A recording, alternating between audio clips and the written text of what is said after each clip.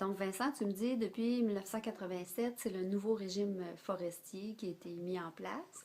Mais j'imagine que depuis 87, ça a continué de changer.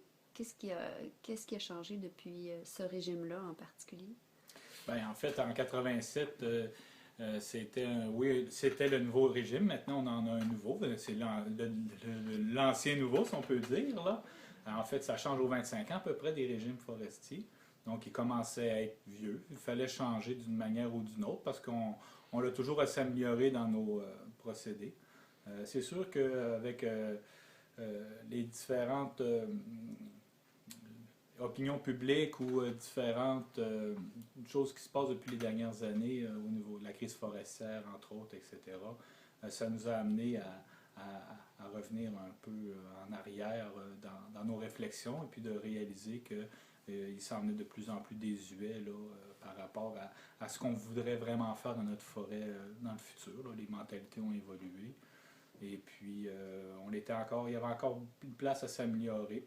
Donc, même si on était rendu dans un régime de rendement soutenu, qu'on faisait attention aux cours d'eau, qu'on construit les chemins, on avait beaucoup de, de, de règlements qui étaient axés en fait à sauvegarder certains aspects écologiques du territoire qui avait une intervention qui se faisait dessus. Là, on a été beaucoup plus loin dans ça. Là, on s'en va vraiment vers la biodiversité. Alors là, on va vraiment faire attention à une plus grande diversité d'animaux, de plantes dans nos interventions. On cherche vraiment à toujours imiter la nature, mais vraiment là, de plus en plus proche de la vraie vie, si on peut dire. Là.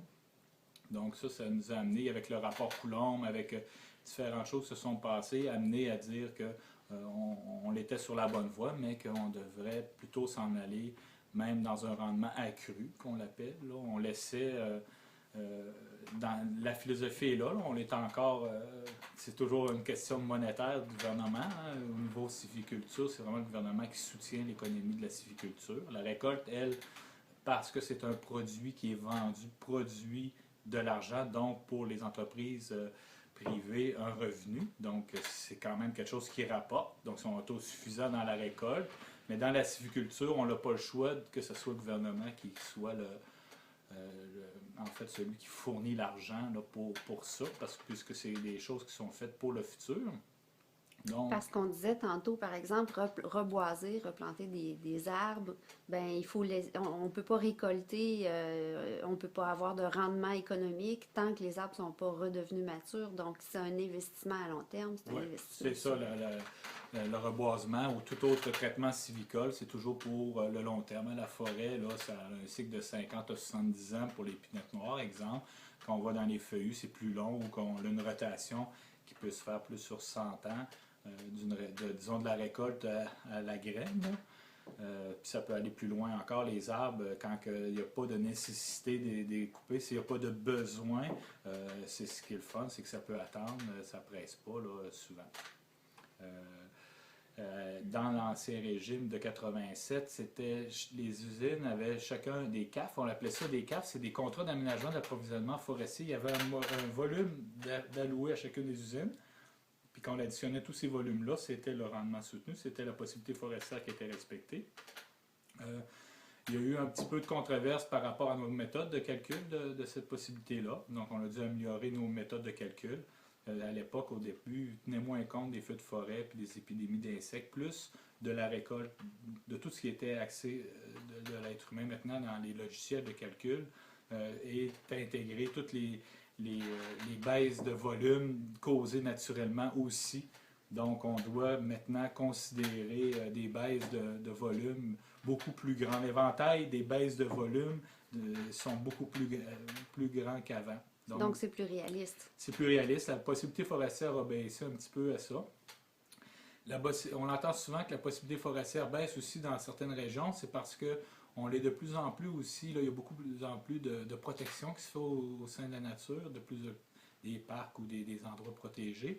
À chaque fois qu'on fait un tel qu'on décide qu'un territoire est devenu une réserve ou un parc, ou qu'il va y avoir des restrictions beaucoup plus sévères au niveau de la récolte forestière dans ces secteurs-là, on baisse la possibilité forestière. Donc, souvent qu'on entend parler de baisse de possibilité forestière dans les médias, il est faux de croire que c'est parce qu'on la surexploite encore et qu'on s'était trompé. C'est qu'on doit tenir compte de tellement d'acteurs maintenant en forêt que la possibilité, ça a un impact sur la possibilité forestière également.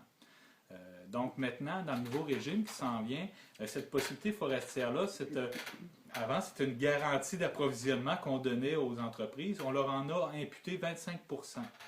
Donc là, on est revenu un petit peu à un marché libre. Dans ce marché libre-là, c'est qu'il va y avoir 25% des volumes alloués annuellement par enchère. Et puis donc, ça donne la possibilité à de nouveaux joueurs de pouvoir profiter de la matière première pour différents produits qu'ils auraient besoin. Et puis, ça va aussi déterminer la valeur du bois. Donc, le gouvernement, lui, il a toujours demandé depuis 1987 des redevances à l'industrie forestière par rapport au bois qu'il récoltait sur les terrains publics. Bien, il nous donnait une paye. Dans les premiers temps, ça payait, même on faisait un peu d'argent avec ça. La machine gouvernementale, avec les années, est venue beaucoup plus grosse. Les dépenses ont beaucoup augmenté.